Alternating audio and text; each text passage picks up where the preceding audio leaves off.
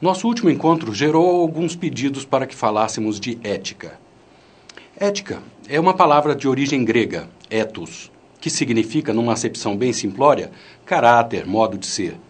Devemos entender com isso que quando eu digo que uma pessoa é uma pessoa ética, é porque ela é uma pessoa de caráter, ou seja, seu modo de ser se enquadra naquilo que a sociedade entende como sendo um comportamento normal. A ética não é parte do nosso pacote ao nascermos.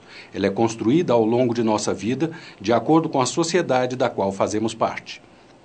Desta forma, começamos a entender por que é que temos tantos códigos de ética para as diversas sociedades, sejam profissionais, políticas, religiosas, etc.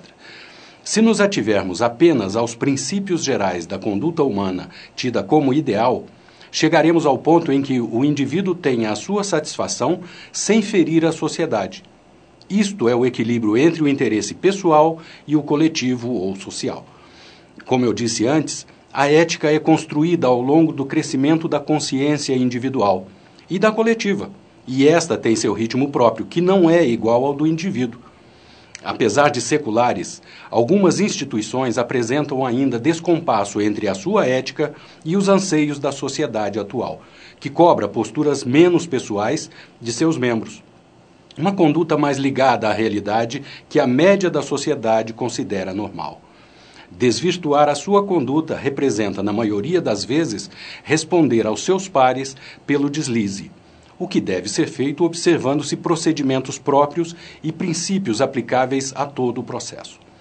Na maioria das sociedades abertas, como são os colegiados, profissionais ou de classe, qualquer pessoa usuária dos serviços dos membros ou que se sinta de alguma forma prejudicado pela atuação de um deles, pode se dirigir ao órgão responsável pela fiscalização da conduta ética e apresentar uma representação. O que nos assusta, entretanto, são as sociedades de castas, assim chamadas aquelas em que seus membros detêm uma condição diferenciada com relação à própria sociedade da qual se originam. Normalmente são as sociedades cujos códigos de conduta são mais obscuros ou não tão conhecidos. São as ditas sociedades secretas, as sociedades políticas, religiosas e etc.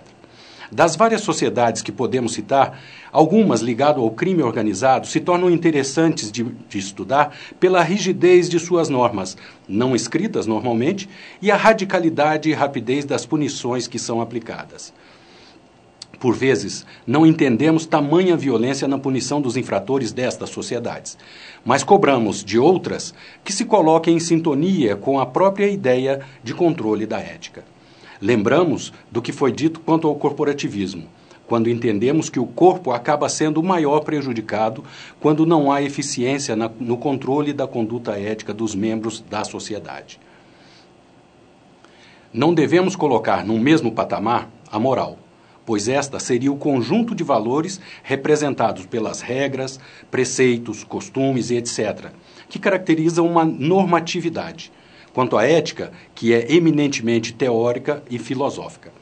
Talvez por isso tão sujeita a interpretações direcionadas na busca de justificativa para os seus próprios dilemas. Entre em contato conosco pelo e-mail sarkis@painelbrasil.tv. Até a próxima.